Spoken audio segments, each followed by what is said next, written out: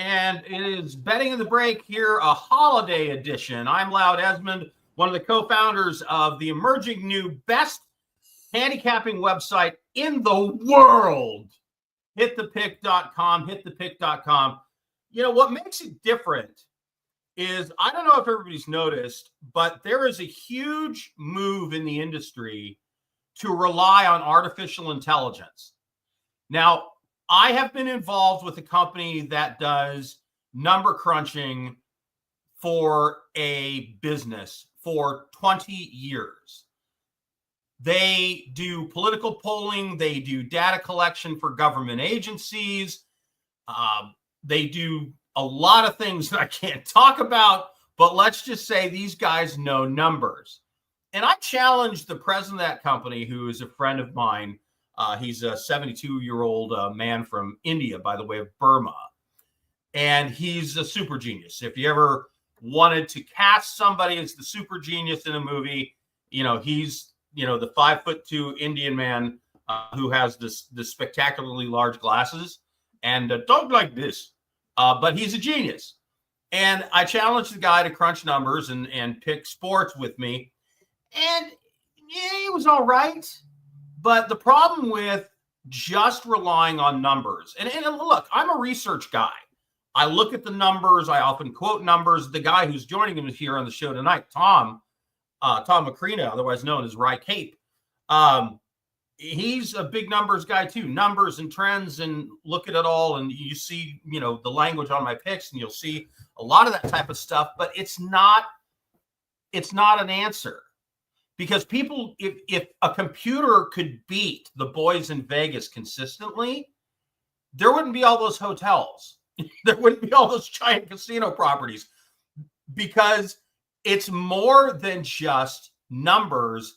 It's understanding the human motivations, injuries, coaching changes, rivalries. It's great. Take the numbers, but then it has to be tempered with the experience of an experienced handicapper. See, and I have gray hair and I'm old, so I've been around a long time, so that makes me experienced. Anyway, Tom joining us here tonight. Of course, the goal of the show is to make you whole if you're down and help you grow your bankroll if you've hit on a few winners today. I'm 2-1 today on the NFL. Been kind of up and down in bowl season. Had a nice opening to it, and then I kind of took a beating the past couple of days. I think I'm down around 55% now after opening pretty strong. 2-1 today on the NFL with one pick to go tonight and one to go tomorrow. So how you doing? I'm doing well. I'm actually on a 8-1 college football run for the ball games, so I've been doing really good there. I had the Giants earlier. I also had... Looks like the Browns isn't going to cash. I had the earlier today. I had the Raiders and Saints under, which seemed to me the most obvious pick of the day, but it wasn't the lowest number. The lowest number was 33 over under, which is exceedingly low for an NFL game between the Dolphins and the Browns. They were approaching that number. Have they crossed 33? I don't think they have. Okay, but just 33 is a really low number. 37.5. I saw, speaking of numbers, I saw some interesting trends as far as over-under numbers. And it's interesting. If you go look up over-under numbers and results, it's really weird. It's like there are certain numbers, like I think it was like 40 and 41. Consistently, they go over. The average score is like 42 to 44 when it's that number. 37.5, 37, the number is generally slightly over it, like 38, 39. But then there are other numbers that are even lower, like 35 is an anomalous number, where at 35, it generally scores like, average score is like 33. So it's this interesting thing where you can look at the chart of over-under numbers, and that's one of my picks of the next two games in the NFL is an over-under. And it's just interesting the way that the numbers break down. Yeah, I guess that worked out yesterday. The way I see it is how if they're giving you a high number, it's for a reason. Same thing with the low number. I'm not afraid to go over the high numbers. I'm not afraid to go be under for the low numbers. And that game actually ended 20-3, the Dolphins and the Browns. So that under 23 points. And the number was 33. I mean, it didn't get close. The Raiders and the Saints, boy, we had to sweat that one out because it was at 35 or 36 points for the entire fourth quarter. Yeah, I was on that one too. It was certainly sweaty. I thought it was dead. I thought it was dead at halftime. Middle of the third quarter. Any field and then goal there was a crazy over yesterday. I can't remember which game it was, but the game had to end up in a tie and go to overtime. Who was that again? Yeah, that was the Bengals Broncos. Right. So I'm on the over and I'm like, oh, at halftime, I'm like, the over is done. Yeah. And then with like 3 minutes left, the game is tied. And I had just tweeted out to the thread, oh boy, the only thing that can save me now is that the game goes to a tie and then it goes to overtime. And sure enough, it ends up in a tie. It goes to overtime. Both teams don't score. The Bengals have a field goal go off the goalpost and then end up scoring a touchdown. And it doesn't go over by just 1 point. It goes over by 4 or 5. But man, that was a crazy ending. So there's 2 over-unders just in the past couple days where it's like poor Wes, who was on the other side of that Bengals-Broncos game. He's like, I just took the worst bad beat I've ever seen because he was on the under, and the whole time he's like, oh, I've got this. But that's sports betting for you. That it is. All right, let's talk about the games that we've got upcoming. You've got the now Michael Penix-led Falcons going to the Washington Commanders, where Jaden Daniels has to be the offensive rookie of the year, right? Mm-hmm. Yeah, I think that's automatic. He should have that. There is the tight end for the Raiders who just broke the single season. I blows my mind. This tight end for the Raiders, who suck out loud, just broke the single season receiving record for rookies at tight end. Yeah, that's pretty impressive. I actually have him on my fantasy team, so good job, Brock Bowers. So the Falcons, that line is -3.5 with the Commanders being the home team, -3.5. So basically, old school rules would tell you on a neutral field, the odds makers think these teams are pretty much even. Yeah, and I kind of disagree with that. This line actually moved from 4.5, which is a little bit concerning. But yeah, Commanders are 6-2 ATS at home. Daniels, as you said, he's a dual threat QB. I think the Atlanta defense is going to have trouble stopping him. They don't have a great pass rush at all. With Penix, I think they waited a little too long to see what he could do. Beating the Giants in Atlanta, I don't know, it's not impressive. He didn't throw any touchdowns. He looked okay. But they won that game because of the 2 pick sixes. But I don't know. This is his first road start. This is going to be a playoff atmosphere here. I just think the Commanders are the better team, and they should show up at home on Sunday Night Football. Speaking of fantasy football, Terry McLaurin is one of my receivers, and he's done well for me. Hit or miss, but he's done well when the Commanders are having good games, and I've won betting on the Commanders almost all season long. So I like them. I'm just with you. I mean, they're just better. They're just a better team. They've got a better defense. They have at least as good weapons. And Penix, I'm with you. It's kind of like, let's throw him in there in the last few games and hope for the best. And I'm not sure if that was a great move. I know, that Cousins wasn't lighting it up. He was throwing too many passes to the other team. I get it. But, yeah, I don't know.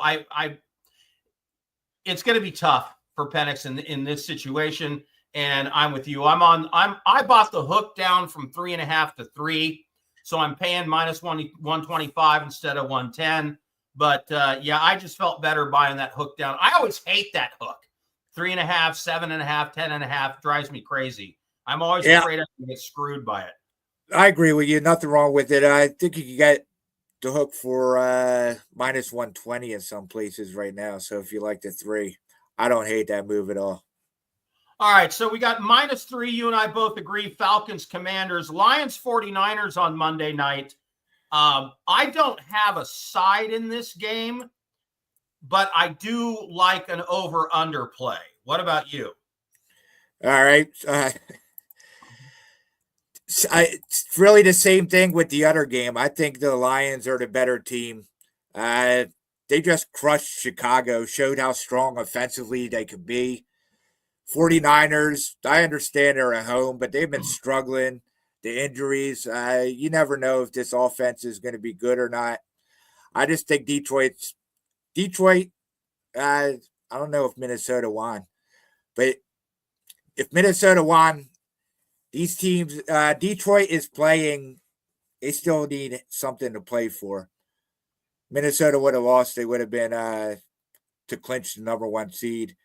It looks like Minnesota is going to stay in that fight. So I like the Lions. I'm looking at a score. It's the final was Minnesota 27, Packers 5. Vikings go to 14-2. Right. So yeah, there's a lot of motivation for the Detroit Lions to play well tomorrow night. I think they do. So I understand the 49ers are not what they usually are, and they're missing some pieces, but they got good running back. They've got Kittle. They've got Debo. They've got Pearsall. They've got some weapons. I'm not sure Trent Williams' status. And then the 49ers defense is okay, not great. I'm looking at Detroit scoring at least 35 to 38 points in this game. I mean, that's sort of an average game for them now. And if the 49ers can just put up like 17, then you're over easily the total, which is 50.5.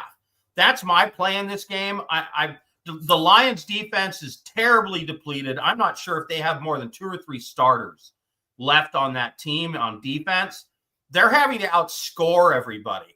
This game could go to 65 or something. I could see a 35-30, 37-28, 38-23. I could see that kind of score here. And so I'm on the over. It's going to be perfect conditions for football there in the Bay Area. No rain, maybe 60 degrees. So, yeah, I think you're going to see a lot of fireworks in this one. Yeah, I expect the same. All right, let's talk about some college football. I have no play on Iowa, Missouri tomorrow at all. I just didn't see enough of either team. The next game, the following day, that's first noon Eastern, 9 a.m. Pacific, Alabama, Michigan. That's another one I'm staying away from because who knows? I don't know who that Michigan team was that beat Ohio State, and I'm not sure who Alabama is ever. And then Louisville, Washington. Now, I'm a Washington Huskies fan, so I've watched them all year. They're completely inconsistent. Louisville's the same way. The next game, South Carolina, Illinois. This game, I'm easily going South Carolina -10. The Fighting Illini were a nice story. South Carolina played great down the stretch. They are a very good football team. And not a lot of losses to the portal. A lot of guys coming back. Any of those games you want to comment on? Yeah, South Carolina, I'm with you. They've been a cash cow for me this season. So I'm definitely backing them here. I kind of like Alabama with the minus 13.5. I just think It's a they're the lot. better team. It's a lot of points for a team It is that a lot of lost to points. Oklahoma. Yeah. Yeah, just I bothered don't me. know. Let's go to the I- championship. Let's go to the championship round games. Penn State at Boise State. Penn State minus 10.5 on the road. Early yeah, thoughts. I don't. Same thing with the other game. I think it's too many points, but I'm not going to back Boise State at plus 11 because this could be a blowout. Boise State might have trouble scoring here. I think Texas, Penn State's defense is that good. All right, here's the one blowout I am predicting for sure. Texas at Arizona State. I think Texas beats them by 20. Yeah, I agree. There's I'm not going to say Arizona State is a fraud, but they can't compete with this Texas team. Same thing. I think they're going to have trouble scoring. Arizona State. Texas's players are just too big, too strong, too powerful for Arizona State. They just don't have the athletes to stay with them. Ohio State, Oregon. This is this is the most interesting. Well, these next two are the most interesting to me. I think Penn State beats Boise, but I don't like the points. Texas, I think, is just going to blow the doors off Arizona State. So Oregon beat Ohio State earlier this year, but Ohio State is the favorite coming into this game because of the strength of the total beatdown they put on SMU. So I think SMU's overrated. So I think the public is maybe given way too much credit here. The other thing is, and I keep bringing this up, this is totally new. We have never seen a team get a bye week before and face a team that didn't in the college football playoff. So this is totally new.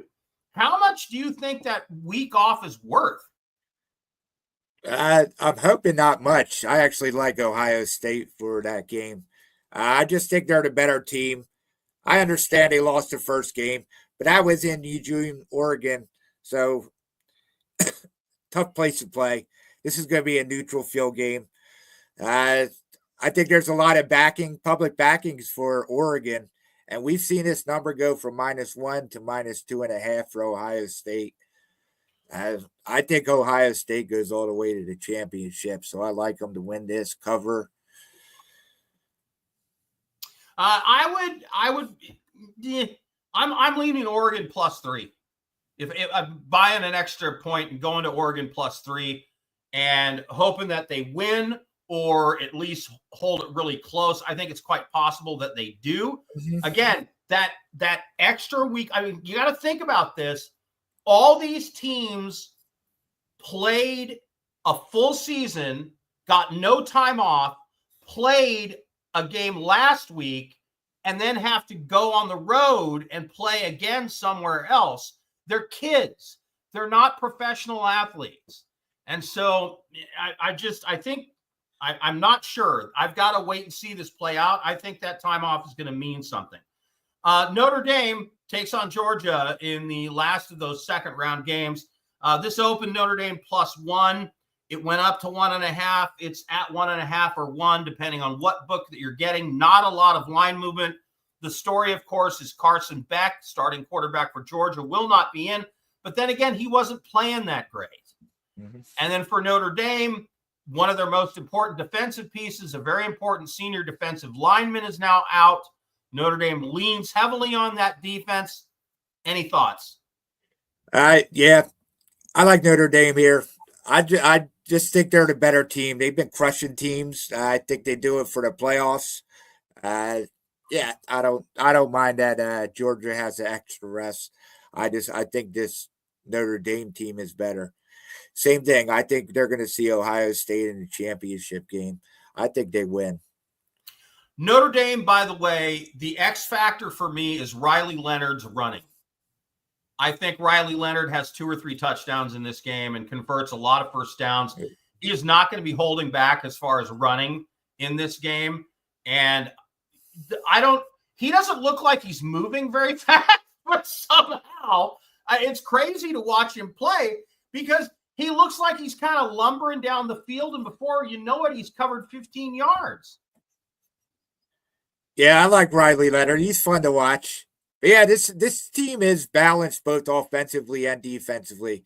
And yeah, Riley Leonard is good QB. His running is good for how the offense likes to run on Notre Dame. I'm not sure. You know, one thing I would love to check the over under on this game because I think it's going to be a low scoring game. I don't 45. think I'm under that total. Also, both teams are going to want to lean on the running game. Both teams play good defense. This is going to be a 21-17, 24-17. I don't see anybody getting over like 24 points. Yeah, Georgia hasn't really been a slaughter team offensively against good teams. So I agree with you there. All right, betting in the break, some early look ahead at the second round NCAAF championship games. A couple of thoughts on tonight's Sunday night football game and then the Monday night football game and some bowl games we're staying away from because who the hell knows what's going to happen. All right. He is Tom Macrina at Rye Cape. He is also one of the co-founders of hitthepick.com. Hitthepick.com. Go over there right now. Get $100 in real money credit towards picks, which, by the way, we have an industry-leading low cost at $25 for our premium picks in single packages. So that's 4 premium picks you can get just by signing up at the website. And you know these guys. You know Scott Steen, the Steamroller. You know Tom Macrina, Rye Cape. You know David Delano. You know Sniper West. And I'm just glad to be allowed into the group with these guys because these are some of the best handicappers I've ever seen. And you are going to have a very good chance of, as Tom would say, let's cash some tickets. Yeah, let's cash some tickets. I'm Loud Esmond for hitthepick.com, trying to make you a better. Until next time.